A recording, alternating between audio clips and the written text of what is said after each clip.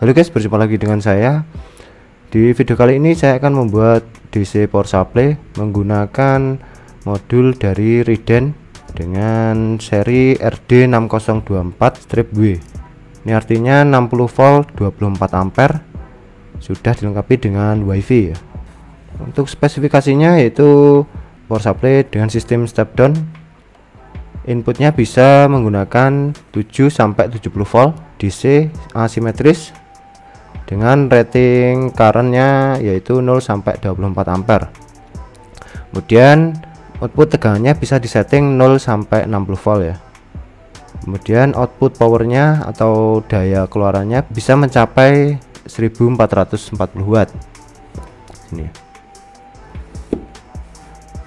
Untuk pembelian modul ini saya sertakan link di deskripsi video. Langsung saja kita buka isi dari dalam box Riden RD6024.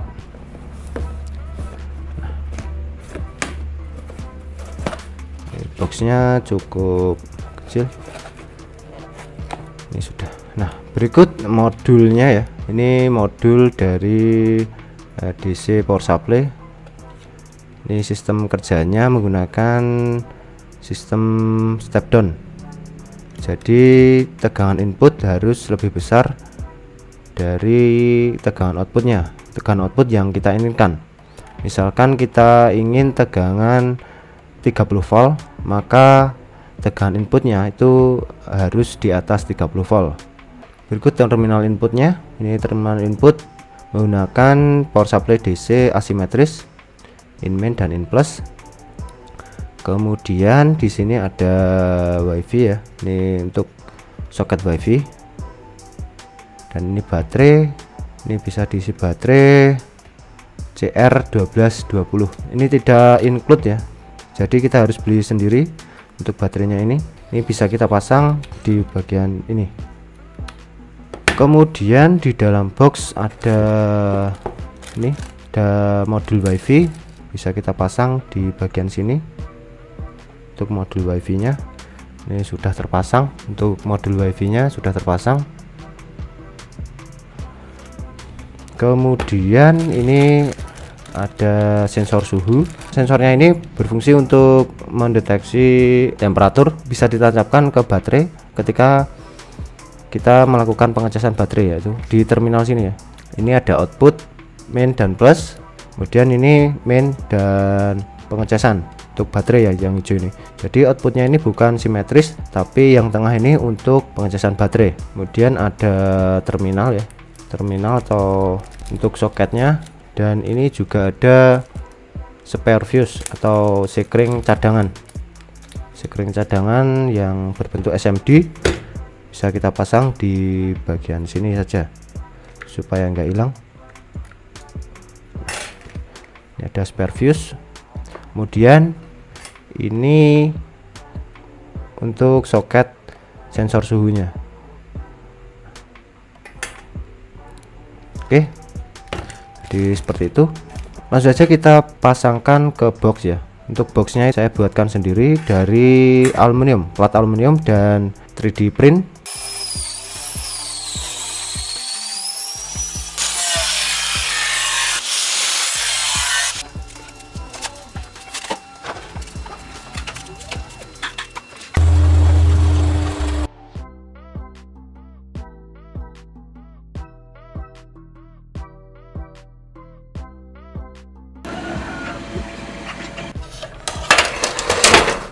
Berikut untuk boxnya. Boxnya ini saya buat dari plat aluminium dan bagian panel belakang saya buatkan dari 3D print.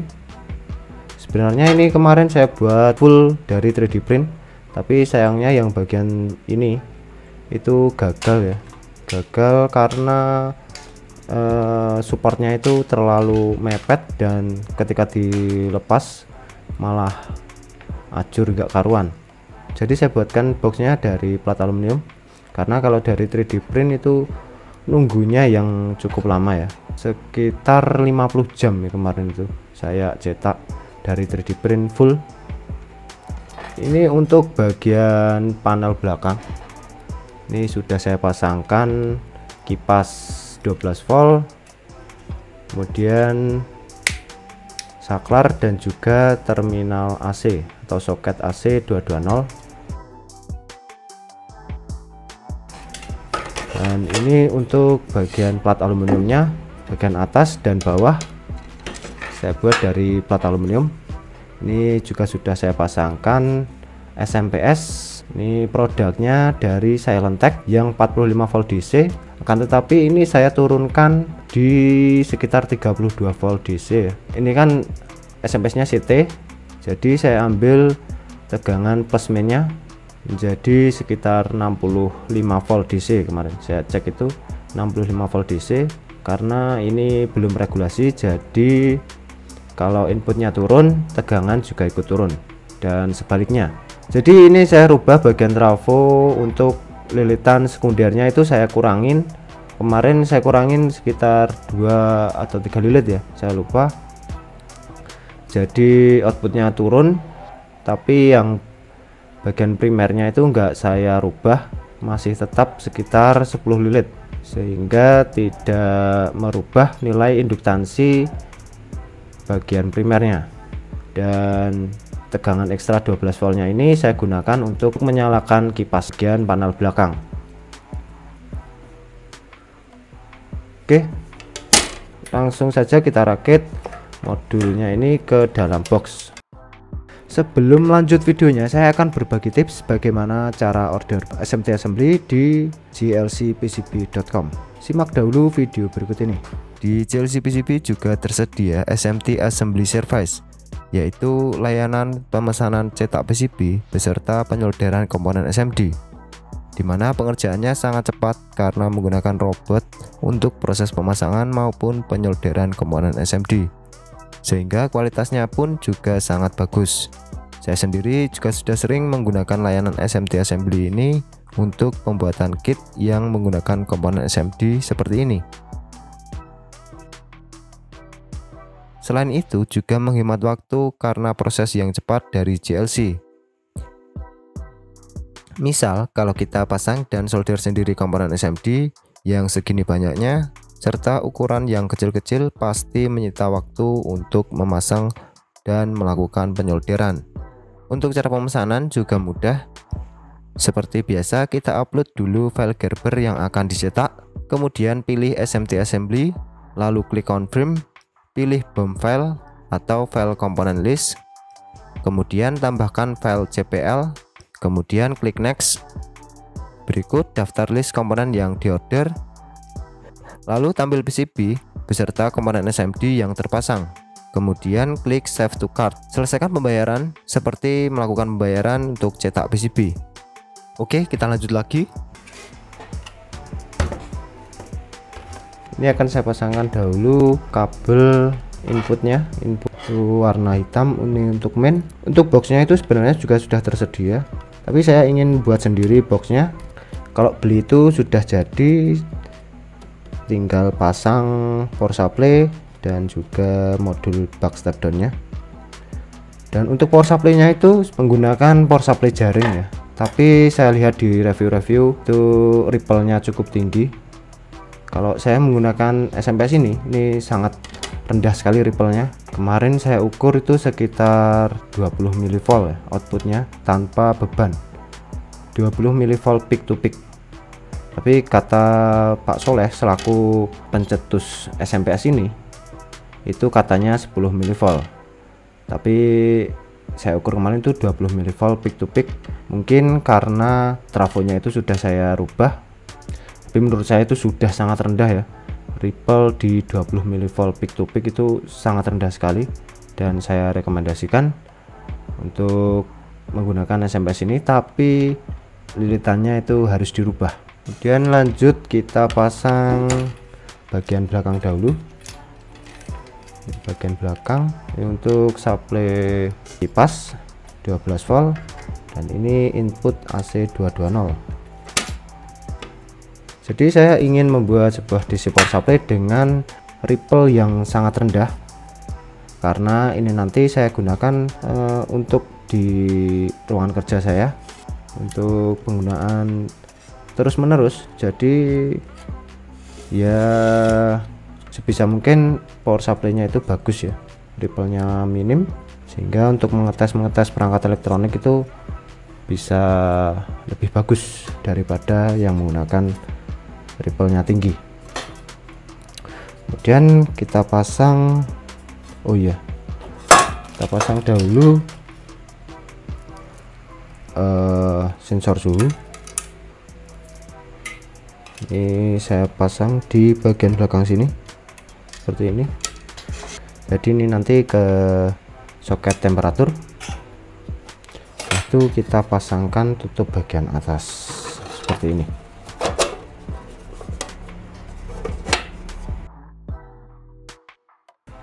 Oke, berikut sudah saya pasangkan box untuk bagian belakang dan atas bawah. Ini sudah, tinggal kita pasang modul step down. Kita pasangkan ke terminal atau soket output plus dan min, jangan sampai kebalik, nanti bisa protek. Kemudian pasang juga untuk sensor suhunya di soket temperatur sini. Udah. Dan kita pasangkan seperti ini. Udah. Ini sudah terpasang. Ini saya tambahkan gantungan ya, atau cangkingan di bagian samping. Kita baut dahulu, jadi si modulnya ini terbaut juga dengan box bagian samping. Udah. Dan kita pasangkan gagang ini saya buat dari 3D print, memang kurang sempurna ya boxnya, tapi ya sudahlah, udah cukup bagi saya. Ini bisa juga untuk dudukan ya, bisa naik bagian depan sehingga lebih memudahkan untuk melihat LCD-nya. Bisa kita cangking, nah, seperti ini. Oke, sudah jadi. Selanjutnya kita tes.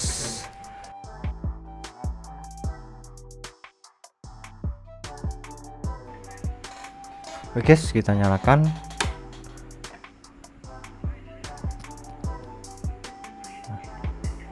Oke, ini sudah menyala untuk DC power supply-nya. Untuk mengeset tegangan keluarannya cukup tombol V-set. Kemudian ini ya, V-setnya ini bisa kita setting di 0 sampai 60 volt. Dan ini tegangan inputnya 64 volt. Ini naik turun karena di tegangan AC-nya juga naik turun karena SMPS-nya tidak regulasi ya.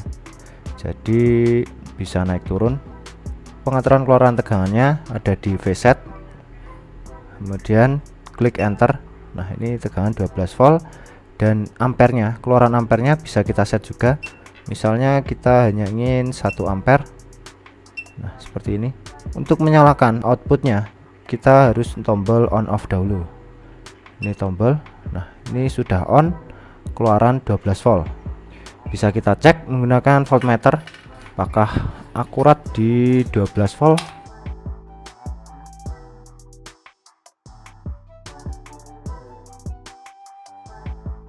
Nah, ini tegangan juga terbaca 12 volt. Untuk pengaturan tegangannya kita juga bisa menggunakan knob ini.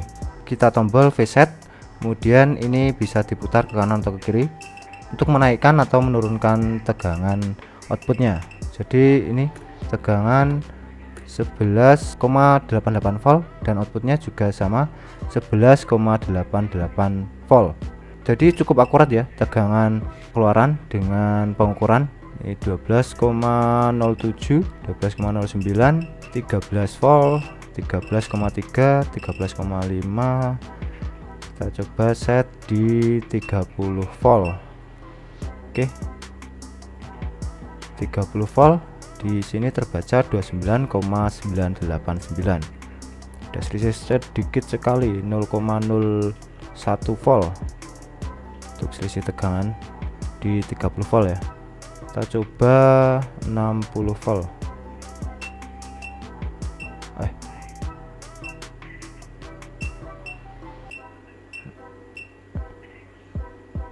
Karena inputnya itu terlalu dekat dengan output yang kita setting, jadi dia akan naik turun seperti ini ya.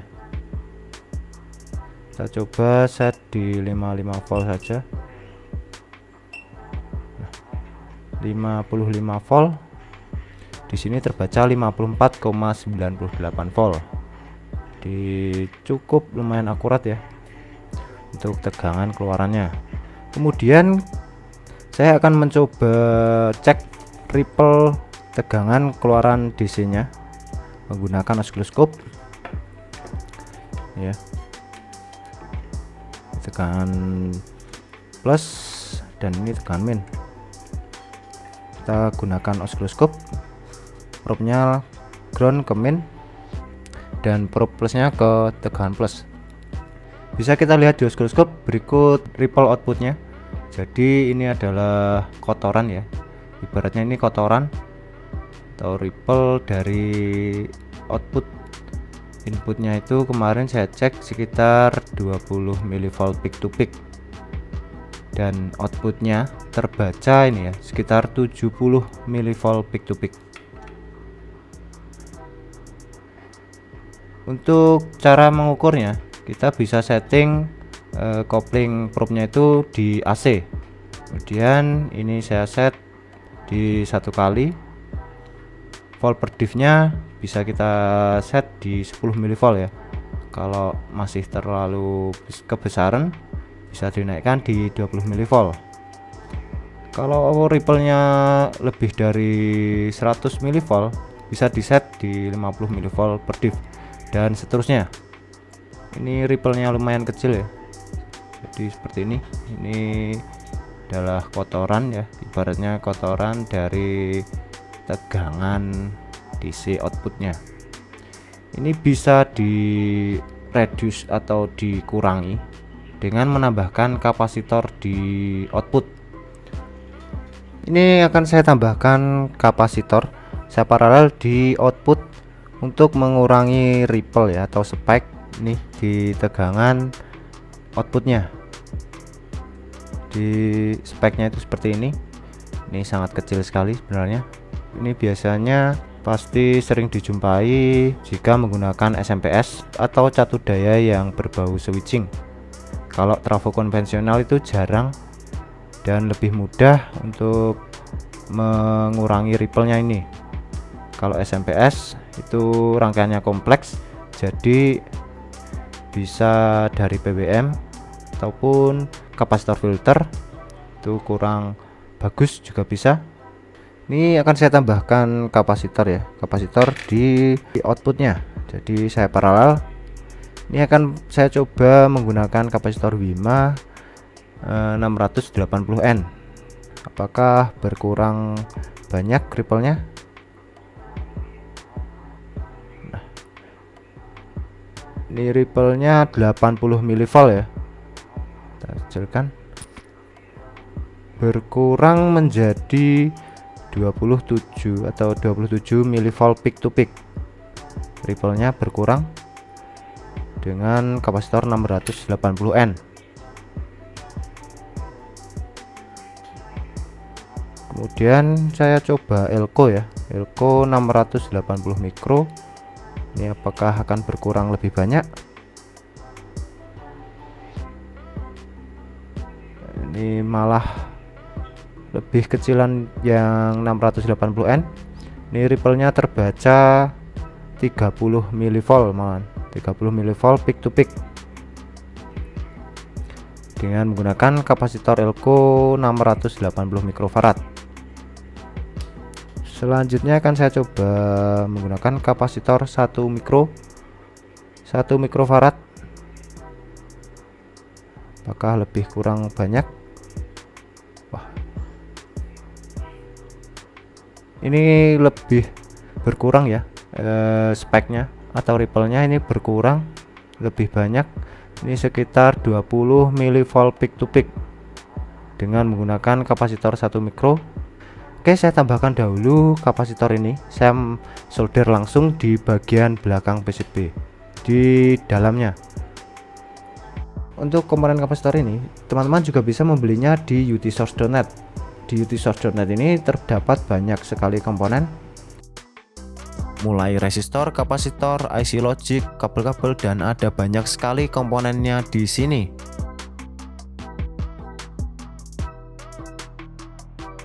Saya sudah sering beli komponen di sini. Komponennya juga berkualitas dan pengirimannya pun cepat. Pembayaran bisa menggunakan kartu kredit atau PayPal. Bagi teman-teman yang kepengen beli di utsource.net, bisa langsung kunjungi linknya atau cek di deskripsi. Oke, kita lanjut lagi.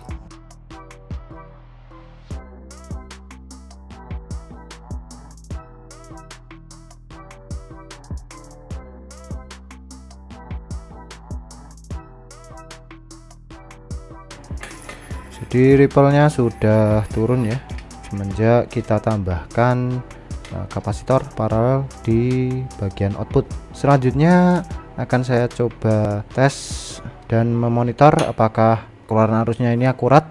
Ini akan saya coba tes untuk menyalakan lampu LED LED. Ini di tegangan 30 volt ya outputnya. Kemudian kita lihat arusnya ini nanti berapa.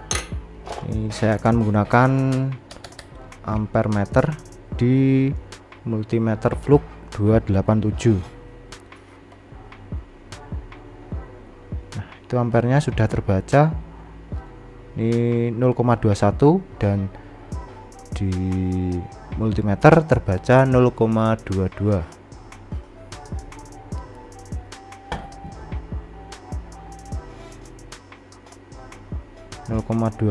Nah, ini juga sama 0,22 ampere.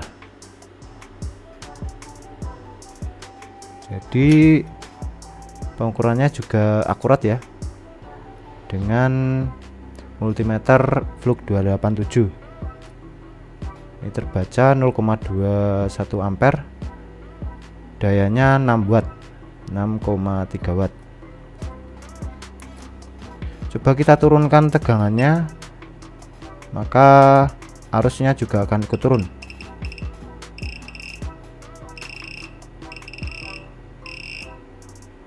(0,16 ampere).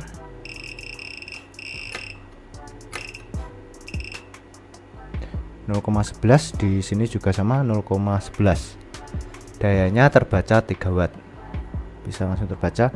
Untuk interface-nya ini juga bisa dipindah ya. Nih.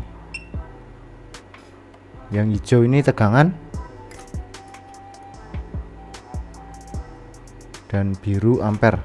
Sayangnya ini terlalu kecil ampernya, jadi tidak kelihatan ya garisnya. Coba kita tes load menggunakan dummy load. Sini saya menggunakan beban resistor atau beban resistif.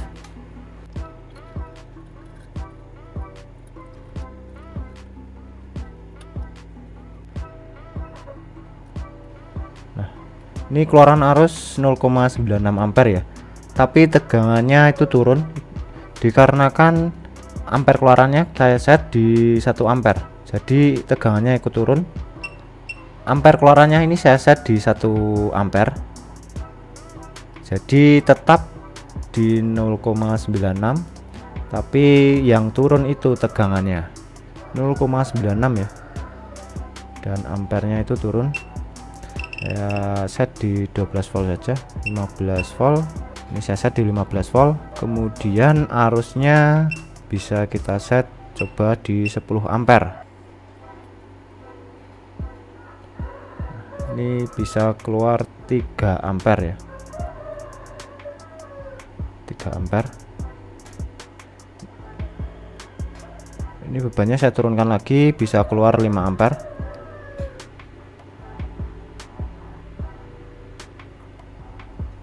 Selanjutnya saya akan coba OCP ya, atau overcurrent protection. Settingnya itu shift kemudian ini reset, jadi dia akan menombol OCP. Si OCP ini bisa kita set OCP nya, saya akan coba di 5 ampere saja, di 5 ampere.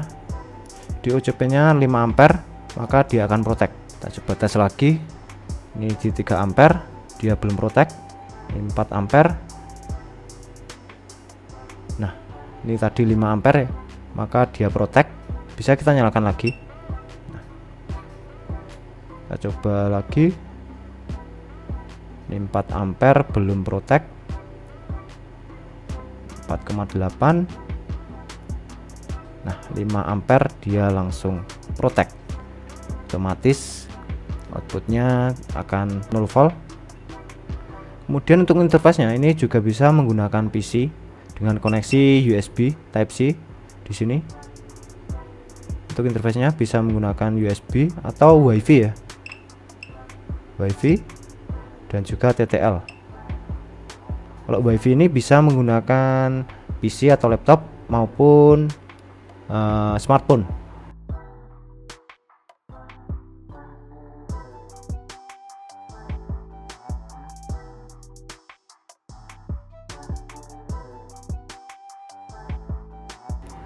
Jadi si DC power supply ini sangat rekomendasi buat teman-teman yang kepengen DC power supply yang canggih, banyak fitur, bisa connect smartphone menggunakan WiFi ataupun PC atau laptop.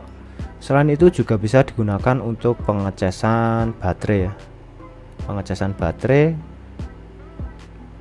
Nanti bisa kita set tegangannya, tegangan pengecasan baterai, tegangan pengecasan baterainya berapa, kemudian dikonekkan di main untuk terminal baterai main, dan ini untuk terminal baterai plus. Jadi ini bisa digunakan untuk pengecasan baterai juga, dan temperaturnya bisa kita monitor menggunakan sensor suhu ini. Oke, jadi segitu saja. Saya tidak mengeksplor lebih banyak lagi karena saya juga masih belajar. Saya juga masih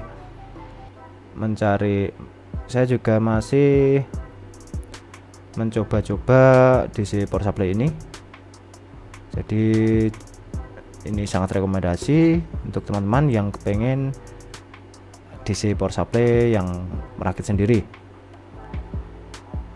Untuk satu dayanya bisa menggunakan trafo konvensional maupun SMPS seperti saya ini, dengan asalkan tegangan maksimalnya itu di 70 volt DC. Maksimalnya ya, minimalnya itu 7 volt DC. Berapa sih? Minimalnya 7 volt DC. Oke lah, bagus, mantap, sangat rekomendasi. Oke, cukup sekian videonya. Jangan lupa untuk klik like, share, dan subscribe. Terima kasih.